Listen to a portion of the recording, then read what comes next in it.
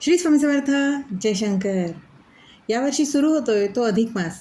अधिक मास यालाच पुरुषोत्तम मास, मलमास आणि धोंड्याचा महिना असंही म्हटलं जातं. हा अधिक मास म्हणजे आपली आध्यात्मिक प्रगती करण्यासाठी उत्तम असा काळ. 3 वर्षातून येणारा हा अधिक मास आणि ह्या अधिक मासात केलेली सेवा, केलेली साधना हे आपल्याला कैक पटीने फळदायी असते. या अधिक मासाला पुरुषोत्तम मासही म्हटलेलं जातं. त्यामुळेच या संपूर्ण महिन्यामध्ये विष्णूंची सेवा केली जाते. आध्यात्मिक प्रगती करण्यासाठी, आध्यात्मिक वाटेवरती सर्वोच्च स्थानावरती जाण्यासाठी हा अत्यंत शुभ काळ आहे. या सुवर्ण योगाचं, ही सुवर्ण संधी साधून आपण प्रत्येकजण या अधिक मासामध्ये जमेल तशी सेवा करावी. ह्या अधिक मासात आध्यात्मिक प्रगती तर आहेच, पण तसंच संकटातून मुक्ती मिळण्यासाठी अत्यंत शुभ काळ मानला जातो. याच अधिक मासात संकल्पपूर्तीसाठी गुरुचरित्राचं पठणही केलं जातं. या काळात भगवान दत्तगुरूंच्या चरणी आपण जी काही सेवा अर्पण करू, त्याच्याने आपल्याला केवळ मानसिक शांतीच मिळत नाही, तर आपल्या जीवनातील अडथळेही दूर होतात. म्हणूनच या काळात ज्याला शक्य असेल त्यांनी नक्कीच श्री गुरुचरित्र या ग्रंथाचं पारायण करावं.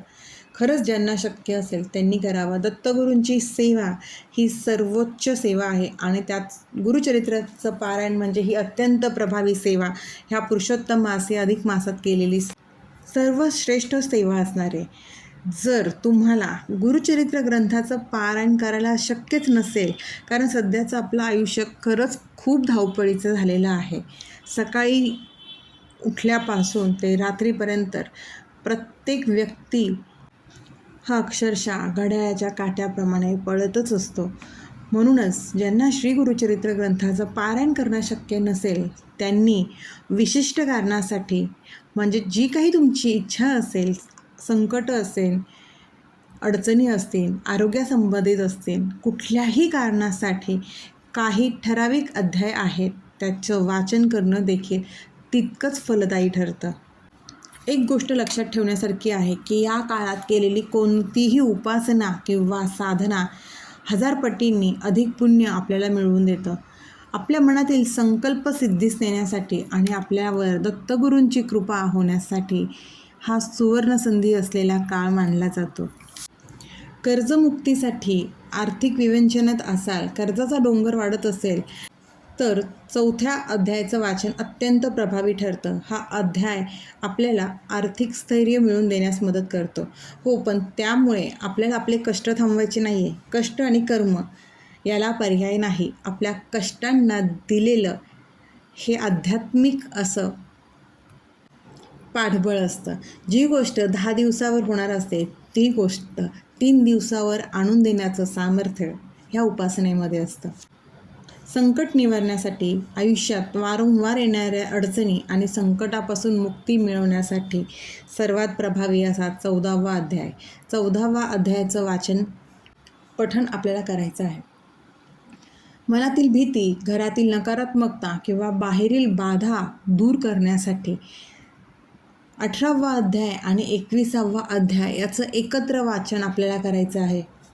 गुरुचरित्रातील हे काही निवडक अध्याय तुम्ही तुमच्या इच्छापूर्तीसाठी नक्कीच करू शकता. ही उपासना आवर्जून करावी.